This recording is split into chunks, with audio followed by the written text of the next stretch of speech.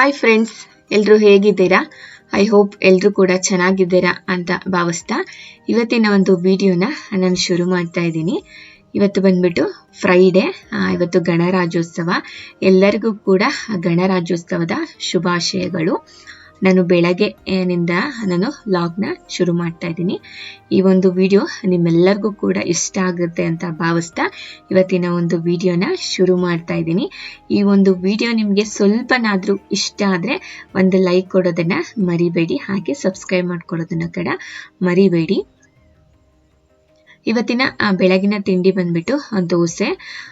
ನನ್ನ ಮಗಳಿಗೆ ಸ್ವಲ್ಪ ಹುಷಾರಿರಲಿಲ್ಲ, ಅವಳು ಹೊರಗಡೆ ದೋಸೆ ತರಿಸ್ಕೊಡಿ ಅಂತ ತುಂಬ ಇದು ಮಾಡ್ತಾ ಇದ್ಲು. ಹಂಗಾಗಿ ಹೊರಗಡೆಯಿಂದ ಏನಕ್ಕೆ ಪದೇ ಪದೇ ತರಿಸ್ಕೊಡ್ಬೇಕಂತ ಹೇಳ್ಬಿಟ್ಟು ಇವತ್ತು ಮನೆಯಲ್ಲೇ ದೋಸೆ ಮಾಡೋಣ ಅಂತ ಹೇಳ್ಬಿಟ್ಟು ರೆಡಿ ಮಾಡಿದ್ವಿ. ಹಾಗೆಯೇ ಸ್ವಲ್ಪ ಬೆಂಡೆಕಾಯಿ ಕೂಡ ಇತ್ತು, ಹಾಗಾಗಿ ಬೆಂಡೆಕಾಯಿ ದೋಸೆ ಮಾಡೋಣ ಅಂತ ಹೇಳ್ಬಿಟ್ಟು, ಅವಳಿಗೆ ಮಾಮೂಲಿ ಪ್ಲೇನ್ ದೋಸೆನೇ, ಅವಳೇನು ಬೆಂಡೆಕಾಯಿ ದೋಸೆ ಎಲ್ಲ ತಿನ್ನೋದಿಲ್ಲ. ಸ್ವಲ್ಪ ಬೆಂಡೆಕಾಯಿ ದೋಸೆ ಮಾಡೋಣ ಅಂತ ಹೇಳ್ಬಿಟ್ಟು ರುಬ್ಬಿಸ್ಕೊಳ್ಳೋದಕ್ಕೆ ಅಂತ ರೆಡಿ ಮಾಡ್ತಾ ಇದ್ದೀನಿ. ನನಗೆ ಬೆಂಡೆಕಾಯಿ ದೋಸೆ ತುಂಬ ಇಷ್ಟ ಆಗಿದ್ದು ಅಂತಂದರೆ ನಮ್ಮ ಅತ್ತೆ ಮನೇಲಿ ಅವರು ನಾವು ಹೋಗಿದ್ದಾಗ ಮಾಡಿಕೊಟ್ಟಿದ್ರು. ತುಂಬಾ ಚೆನ್ನಾಗಿತ್ತು. ಬರೀ ಎರಡು ತಿಂತಾ ಇದ್ದಿದ್ದು ನಾವು, ಆದರೆ ಅಲ್ಲಿ 3-4 ತಿಂದಿದ್ವಿ. ಎಷ್ಟು ಚೆನ್ನಾಗಿತ್ತು. ಅವಾಗ ನಮಗೆ ತುಂಬಾ ಇಷ್ಟ ಆಗಿತ್ತು. ಹಾಗಾಗಿ ನಾವು ಅವಾಗಲೇ ಗೊತ್ತಾಗಿತ್ತು ನಮಗೆ ಬೆಂಡೆಕಾಯಿ ದೋಸೆ ಎಷ್ಟು ಚೆನ್ನಾಗಿರುತ್ತೆ ಅಂತ ಹೇಳ್ಬಿಟ್ಟು. ಹಾಗೆಯೇ ಬೆಂಡೆಕಾಯಿ ಕೂಡ ನಮಗೆ ಆರೋಗ್ಯಕ್ಕೆ ತುಂಬಾ ಒಳ್ಳೆಯದು. ಇದನ್ನ ನೀಟಾಗಿ ತೊಳ್ಕೊಂಡು ಮಧ್ಯಕ್ಕೆ ಕಟ್ ಮಾಡ್ತಿದ್ದೀನಿ. ಯಾಕಂದರೆ ಕೆಲವೊಂದು ಬೆಂಡೆಕಾಯಿಲಿ ಹುಳನೂ ಕೂಡ ಆಗಿರುತ್ತೆ, ಹಾಗಾಗಿ ನೋಡ್ಕೊಂಡು ನಾವು ಹಾಕಬೇಕು. ಹಾಗಾಗಿ ಮಧ್ಯಕ್ಕೆ ಕಟ್ ಮಾಡಿಕೊಂಡು ನಾನು ನೋಡ್ಕೊಂಡು ಹಾಕ್ತಾ ಇದ್ದೀನಿ. ತೊಟ್ಟು ಮತ್ತು ಎಲ್ಲದನ್ನು ಕೂಡ ತೆಕ್ಕೊಂಡು ನಾನು ಮಿಕ್ಸಿ ಜಾರಿಗೆ ಹಾಕೊತಾ ಇದ್ದೀನಿ. ಈ ಬೆಂಡೆಕಾಯಿಲಿ ಬಂದ್ಬಿಟ್ಟು ಕಬ್ಬಿಣದ ಅಂಶ ಮತ್ತು ಫೈಬರ್ ಅಂಶ ಅಧಿಕವಾಗಿರುತ್ತೆ. ಹಾಗೆ ಇದರಲ್ಲಿ ಕ್ಯಾಲರಿ ಇರೋದಿಲ್ಲ. ಮೇನ್ ಅಂತಂದರೆ ಇದರಲ್ಲಿ ಕ್ಯಾಲರಿನೇ ಇರೋದಿಲ್ಲ. ಹಾಗಾಗಿ ಇದು ಹೃದಯಕ್ಕೆ ಮತ್ತು ಕರಳಿಗೆ ತುಂಬಾ ಒಳ್ಳೆಯದು ಅಂತಲೇ ಹೇಳ್ಬೋದು ಈ ಒಂದು ಬೆಂಡೆಕಾಯಿ. ಹಾಗೆ ಈಗ ವೆಯ್ಟ್ ಕಡಿಮೆ ಮಾಡಬೇಕು ಅಂತ ಅನ್ಕೊಂತಿರ್ತಾರಲ್ಲ, ಅವರಿಗಂತೂ ಇದು ಒಂದು ಒಳ್ಳೆ ತರಕಾರಿ ಅಂತಾನೆ ಹೇಳ್ಬೋದು. ಇದು ಅವರ ತೂಕನ ಕಡಿಮೆ ಮಾಡೋದಕ್ಕೆ ತುಂಬಾನೇ ಸಹಾಯ ಮಾಡುತ್ತೆ. ಹಾಗೆ ಕೂದಲು ಬೆಳವಣಿಗೆಗೂ ಕೂಡ ಇದು ತುಂಬಾನೇ ಒಳ್ಳೆಯದು. ಇದನ್ನ ಸ್ವಲ್ಪ ನೀರನ್ನ ಹಾಕೊಂಡು ಈ ರೀತಿಯಾಗಿ ಚೆನ್ನಾಗಿ ನುಣ್ಣಗೆ ಪೇಸ್ಟ್ ಆಗಬೇಕು. ಆ ರೀತಿಯಾಗಿ ಪೇಸ್ಟ್ ಮಾಡಿ ನಾನು ಇಟ್ಕೊಂಡಿದ್ದೀನಿ ನೋಡಿ, ಈ ರೀತಿಯಾಗಿ ಪೇಸ್ಟ್. ಇವಾಗ ನಾನು ಅಕ್ಕಿ ಹಿಟ್ಟಿಗೆ ಇದನ್ನ ಸೇರಿಸ್ಕೊತಾ ಇದ್ದೀನಿ.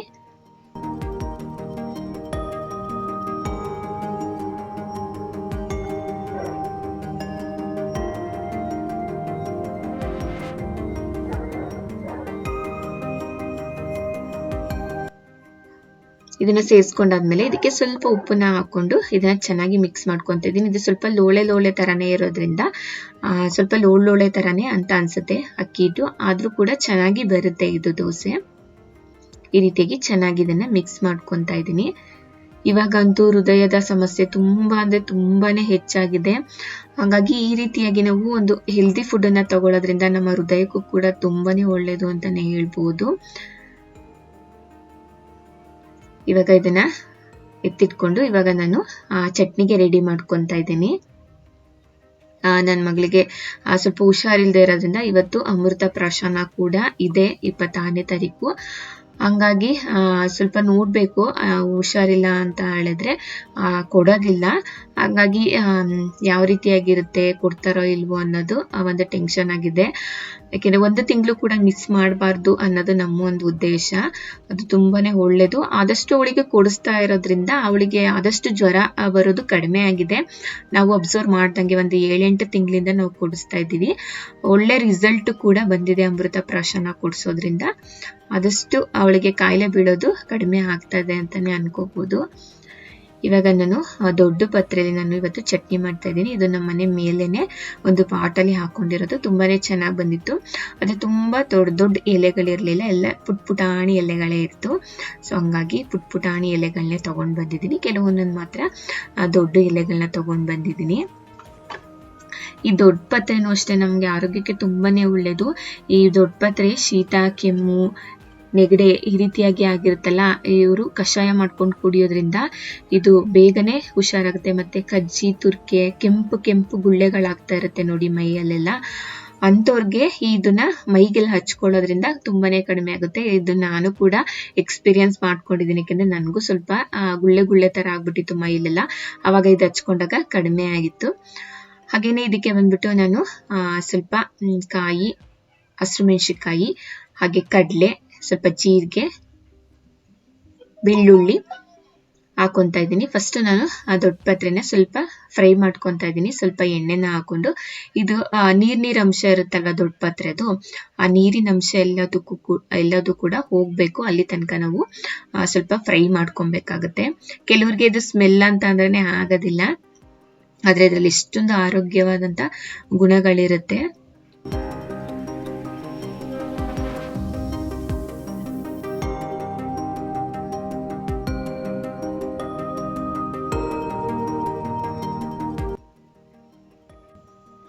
ಇವಾಗ ಅದೇ ಪಾನಿಗೆ ನಾನು ತೆಂಗಿನಕಾಯಿ, ಹಸಿರು ಮೆಣಸಿನಕಾಯಿ, ಜೀರಿಗೆ, ಬೆಳ್ಳುಳ್ಳಿ ಮತ್ತೆ ಸಾಂಬಾರ್ ಸೊಪ್ಪು ಇದಿಷ್ಟನ್ನು ಕೂಡ ಫ್ರೈ ಮಾಡ್ಕೊತಾ ಇದ್ದೀನಿ.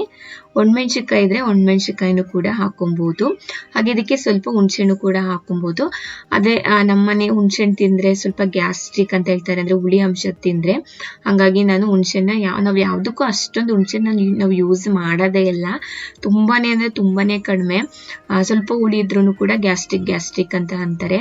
ಸೊ ಹಂಗಾಗಿ ಹಾಕೋದು ಬೇಡವೇ ಬೇಡ ಅಂತ ಹೇಳ್ಬಿಟ್ಟು ನಾನು ಯಾವುದಕ್ಕೂ ಅಷ್ಟೊಂದು ಹುಣಸೆಹಣ್ಣು ನಾವು ಯೂಸ್ ಮಾಡೋದಿಲ್ಲ. ಸೊಪ್ಪಿನ ಸಾಂಬಾರು, ಉಪ್ಸಾರಿಗೂ ಕೂಡ ನಾನು ಯೂಸ್ ಮಾಡೋದಕ್ಕೆ ಹೋಗೋದೇ ಇಲ್ಲ. ಟೊಮೊಟೊ ಅಷ್ಟೇನೆ ನಾನು ಯೂಸ್ ಮಾಡೋದು. ಹಾಗೆ ಇವಾಗ ನಾನು ಕಡಲೆನೂ ಕೂಡ ಸ್ವಲ್ಪ ಬಿಸಿ ಮಾಡ್ಕೊತಾ ಇದ್ದೀನಿ.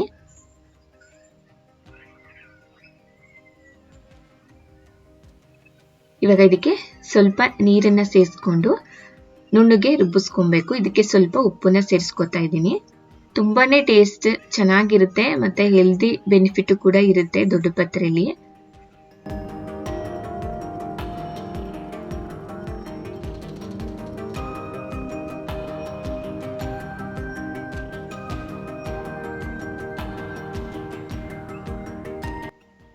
ಇವಾಗ ಇದಕ್ಕೆ ಒಂದು ಒಗ್ಗರಣೆನ ಹಾಕೊಬೇಕು. ಒಗ್ಗರಣೆ ಇಲ್ಲ ಅಂತ ಹೇಳಿದ್ರು ಹಾಗೇನೂ ಕೂಡ ತಿನ್ಬಹುದು. ಬೇಕಂತ ಹೇಳಿದ್ರೆ ಒಗ್ಗರಣೆನೂ ಕೂಡ ಹಾಕೊಬಹುದು. ಈ ದೊಡ್ಡ ಪತ್ರೆಯಲ್ಲೆಲ್ಲ ತುಂಬಾ ವೆರೈಟಿ ಫುಡ್ಗಳನ್ನು ಕೂಡ ಮಾಡ್ತಾರೆ. ನಾನು ಇದಕ್ಕೆ ಒಂದು ಪಾನಿಗೆ ಸ್ವಲ್ಪ ಎಣ್ಣೆ ಮತ್ತೆ ಸಾಸಿವೆ ಹಾಗೆ ಕರಿಬೇವು ಇಷ್ಟೇ ಸಿಂಪಲ್ ಆಗಿ ಒಗ್ಗರಣೆ ಹಾಕೊಟ್ಕೊಂತಾ ಇದ್ದೀನಿ.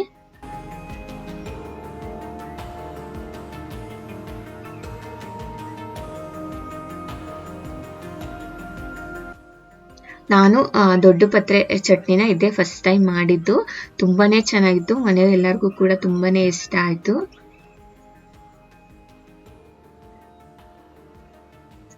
ಇವಾಗ ನಾನು ಬೆಂಡೆಕಾಯಿ ಇತ್ತಲ್ವಾ, ಆ ಬೆಂಡೆಕಾಯಿಲಿ ಸ್ವಲ್ಪ ಡ್ರೈ ಫ್ರೈ ಮಾಡ್ಕೊಳ್ಳೋಣ ಅಂತ ಹೇಳ್ಬಿಟ್ಟು ರೆಡಿ ಮಾಡ್ಕೊತಾ ಇದ್ದೀನಿ.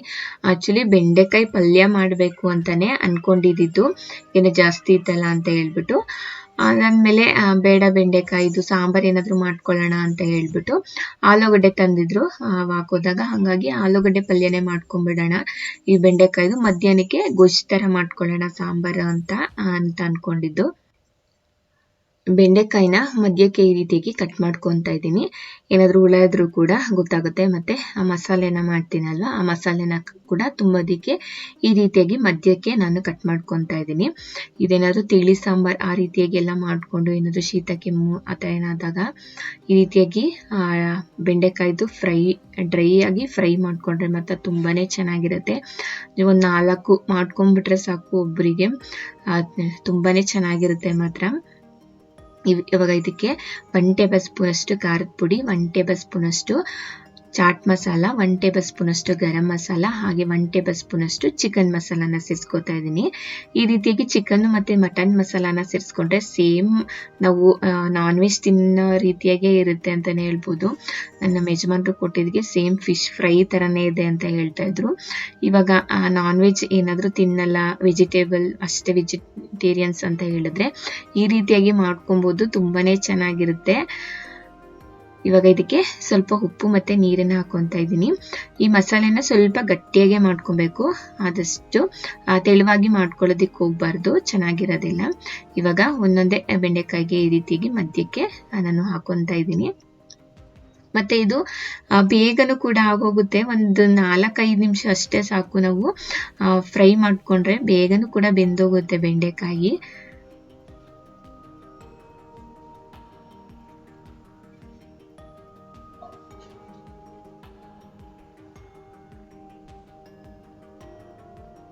ಇವಾಗ ಅಷ್ಟೊಳಗೆ ನನ್ನ ಮಗಳು ಕೂಡ ಎದ್ದು ಬಂದ್ಲು. ಅವಳಿಗೆ ಆಗಲೇ ಸ್ವಲ್ಪ ಲೈಟಾಗಿ ಜ್ವರ ಬಂದಿದೆ ಅಂತ ಹೇಳ್ತಾ ಇದ್ರು.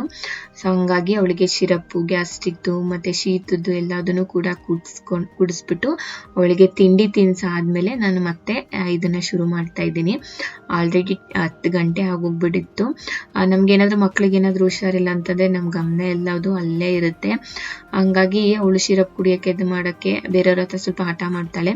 ಸೊ ಹಂಗಾಗಿ ನಾನೇ ಹೋಗಿ ಕುಡಿಸ್ಬೇಕು. ಇವಾಗ ಇದಕ್ಕೆ ಸ್ವಲ್ಪ ಎಣ್ಣೆನ ಹಾಕ್ಕೊಂಡು ಬೆಂಡೆಕಾಯಿನ ಒಂದು 5 ನಿಮಿಷ ಫ್ರೈ ಮಾಡಿಕೊಂಡೆ. ತುಂಬಾ ಚೆನ್ನಾಗಿತ್ತು. ಹಾಗೆಯೇ ನಾನು ಒಂದು ಸ್ಮೂದಿ ಮಾಡ್ಕೊಳ್ಳೋಣ ಅಂತ ಹೇಳ್ಬಿಟ್ಟು ನೈಟೇ ಸ್ವಲ್ಪ ಡ್ರೈ ಫ್ರೂಟ್ಸ್ ಎಲ್ಲದನ್ನು ಕೂಡ ನೆನೆ ಹಾಕ್ಕೊಂಡಿದ್ದೆ. ಬಾದಾಮಿ, ಗೋಡಂಬಿ, ಹಾಗೆ ದ್ರಾಕ್ಷಿ, ಕಪ್ಪು ದ್ರಾಕ್ಷಿ ಎಲ್ಲದನ್ನು ಕೂಡ ನೆನೆ ಹಾಕ್ಕೊಂಡು ಇಟ್ಕೊಂಡಿದ್ದೆ. ಬಾದಾಮಿದು ಸಿಪ್ಪೆಲ್ಲನೂ ತೆಗೆದ್ಬಿಟ್ಟು ಇಟ್ಕೊತಾ ಇದ್ದೀನಿ. ಇವಾಗ ಎಲ್ಲ ಡ್ರೈ ಫ್ರೂಟ್ಸ್ ಕೂಡ ಒಂದು ಮಿಕ್ಸಿ ಜಾರಿಗೆ ಹಾಕ್ಕೊಂಡು ಇದಕ್ಕೆ ಸ್ವಲ್ಪ ಹಾಲನ್ನ ಹಾಕ್ಕೊಂಡು ರುಬ್ಬಿಸ್ಕೊತೀನಿ ಸಣ್ಣದಾಗಿ. ಇದನ್ನು ನನ್ನ ಮಗಳಿಗೆ ಕುಡ್ಸೋಣ ಅಥವಾ ಡ್ರೈ ಫ್ರೂಟ್ಸ್ ತಿನ್ಸೋಣ ಅಂತ ಹೇಳಿದ್ರೆ ಅವಳು ತಿನ್ನೋದೇ ಇಲ್ಲ. ಇನ್ನೀಗಂತೂ ಸ್ವಲ್ಪ ಶೀತ ಆಗಿರೋದ್ರಿಂದ ಏನು ಕೂಡ ಹೊಟ್ಟೆ ತಗೊಳ್ಳೋದೇ ಇಲ್ಲ. ಅದೊಂದು ನಮಗೆ ತಲೆನೋವು ಅಂತಲೇ ಹೇಳ್ಬೋದು. ಅದರಲ್ಲೂ ತಿನ್ಸೋಳು ನಾನು, ನನಗಂತೂ ನಿಜ ಸಿಕ್ಕಾಪಟ್ಟೆ ತಲೆನೋವೇ ಆದಂಗೆ ಆಗ್ಬಿಡುತ್ತೆ. ಇವಾಗ ಇದನ್ನು ಆದಷ್ಟು ನುಣ್ಣದಾಗಿ ರುಬ್ಬಿಸ್ಕೊಂಡಿದ್ದೀನಿ ನಾನು. ಇವಾಗ ಇದಕ್ಕೆ ಸ್ವಲ್ಪ ಚಿಯಾ ಸೀಡ್ಸ್ನ ಹಾಕೊತಾ ಇದ್ದೀನಿ. ಇದನ್ನ ನಮ್ಮ ಮನೆಯಲ್ಲೆಲ್ಲ ಹಾಗೇನೂ ಕೂಡ ತಿಂತಾರೆ. ನಾನು ಸ್ವಲ್ಪ ನೆನೆ ಹಾಕೊಂಡು ಇದಕ್ಕೆ ಹಾಕೊತಾ ಇದ್ದೀನಿ ಸ್ಮೂದಿಗೆ. ತುಂಬ ಚೆನ್ನಾಗಿರುತ್ತೆ ಅಂತ ಹೇಳ್ಬಿಟ್ಟು. ಈಗ ಸ್ಮೂದಿನೂ ಕೂಡ ರೆಡಿ ಆಯಿತು. ಇವಾಗ ದೋಸೆಗೆ ರೆಡಿ ಮಾಡ್ಕೊತಾ ಇದ್ದೀನಿ.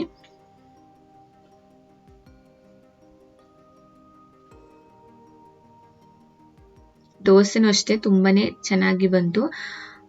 ನಮ್ಮ ಯಜಮಾನ್ರಿಗೂ ಕೂಡ ಹಾಕ್ಕೊಟ್ಟಿದ್ದೆ. ತುಂಬಾ ಚೆನ್ನಾಗಿದೆ ಅಂತ ಹೇಳಿದ್ರು. ತುಂಬ ತೆಳುವಾಗೂ ಕೂಡ ನಾವು ಮಾಡ್ಕೊಬೋದು, ಇಲ್ಲಾಂದರೆ ಸ್ವಲ್ಪ ಮಂದಕ್ಕೂ ಕೂಡ ಮಾಡ್ಕೊಬೋದು. 2 ರೀತಿಯಾಗೂ ಕೂಡ ತುಂಬಾ ಚೆನ್ನಾಗಿ ಬರುತ್ತೆ ಇದು.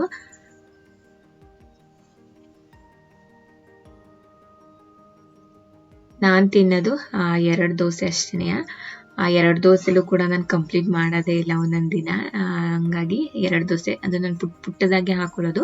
ತುಂಬ ದೊಡ್ಡದಾಗೂ ಕೂಡ ನಾನು ದೋಸೆನೇ ಎಲ್ಲದನ್ನು ಕೂಡ ಹಾಕೊಳ್ಳೋದಕ್ಕೆ ಹೋಗಲ್ಲ.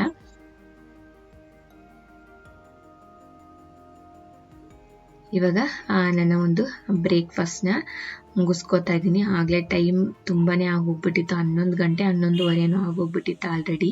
ಇನ್ನು ಮಧ್ಯಾಹ್ನಕ್ಕೆ ಕೆಲಸನೂ ಕೂಡ ತುಂಬಾ ಇತ್ತು, ಪಾತ್ರೆ ಎಲ್ಲದು ಕೂಡ ಇತ್ತು. ಇನ್ನು ಮಧ್ಯಾಹ್ನಕ್ಕೆ ಬೆಂಡೆಕಾಯಿ ಹುಳಿ ಮಾಡ್ಕೊಳ್ಳೋಣ ಅಂತ ಅಂದ್ಕೊಂಡಿದ್ವಲ್ಲ, ಅದು ಕ್ಯಾನ್ಸಲ್ ಆಗಿ ಫಿಶ್ ತೊಗೊಂಡು ಬಂದರು. ಫಿಶ್ ಸಾಂಬಾರೇ ಮಾಡಿದ್ವಿ. ಅದಕ್ಕೆ ಇವಾಗ ನಮ್ಮ ಯಜಮಾನರಿಗೆ ಹಾಕ್ಕೊಳ್ತಾ ಇರೋದು ಮುದ್ದೆ ಮತ್ತು ಫಿಶ್ ಸಾಂಬಾರು. ಅವರೆಲ್ಲ ಊಟ ಮುಗಿಸಿ ನನ್ನ ಮಗಳಿಗೂ ಕೂಡ ನಾನು ಊಟನ ಮಾಡಿಸಿ ಇವಾಗ ನಾನು ಊಟನ ರೆಡಿ ಮಾಡ್ಕೊತಾ ಇದ್ದೀನಿ. ಸ್ವಲ್ಪ ಯಾಕೋ ಗೊತ್ತಿಲ್ಲ, ನನಗೂ ಕೂಡ ಸ್ವಲ್ಪ ಮೈಕೈ ನೋವು, ಗಂಟ್ಲು ನೋವು ಈ ರೀತಿ ಆಗ್ತಾ ಇದೆ. ಮನೆಯಲ್ಲಿ ಎಲ್ರಿಗೂ ಸ್ವಲ್ಪ ಗಂಟ್ಲು ನೋವು ಈ ರೀತಿ ಆಗ್ತಾಯಿದೆ. ಯಾಕೆಂದರೆ ವೆದರ್ ಚೇಂಜ್ ಆಯ್ತಲ್ಲ, ಅದಕ್ಕೂ ಏನು ಅಂತಲೇ ನಮಗೆ ಗೊತ್ತಾಗ್ತಾಯಿಲ್ಲ. ಇವಾಗ ನಾನು ಅಷ್ಟೇ ಊಟ ಮುಗಿಸ್ತದೆ. ನಾನು ಏನೇ ಆದರೂ ಅಷ್ಟೇ ಒಂದೇ ಪೀಸ್ ಅಷ್ಟೇ ನಾನು ಸಾಂಬಾರ್ದು. ನಾನು ಅಷ್ಟು ಫಿಶ್ ಸಾಂಬಾರಲ್ಲಿ ಇದ್ದಿದ್ದು ತಿನ್ನಕ್ಕೆ ಹೋಗಲ್ಲ. ಮತ್ತು ಫಿಶ್ಶು ಕೂಡ ಕಣ್ಣಿಗೆ ತುಂಬಾ ಒಳ್ಳೆಯದು ಫಿಶ್ನ ತಿನ್ನೋದ್ರಿಂದ. ಮತ್ತು ಫಿಶಲ್ಲೂ ಕೂಡ ಹೆಚ್ಚು ಪ್ರೋಟೀನ್ ಕೂಡ ಇರುತ್ತೆ. ಹಾಗೆಯೇ ನಾನು ಕಣ್ಣಿಗೆ ಸ್ವಲ್ಪ ಇದು ಮಾಡ್ಕೊತಾ ಇದ್ದೀನಿ, ಮಸಾಜ್ ಥರ ಮಾಡ್ಕೊತಾ ಇದ್ದೀನಿ. ಕಣ್ಣಿಗೆ ಧೂಳು ಆ ಥರ ಏನಾದಿದೆ. ನನ್ನ ಮಗಳು ತುಂಬಾ ಡಿಸ್ಟರ್ಬ್ ಮಾಡ್ತಾ ಇದ್ಲು. ಸೊ ಇವತ್ತಿನ ಒಂದು ವಿಡಿಯೋ ಇಷ್ಟೇ. ಈ ಒಂದು ವಿಡಿಯೋ ಇಷ್ಟ ಆಗಿದ್ರೆ like, share and comment and subscribe ಮಾಡ್ಕೊಳ್ಳಿ.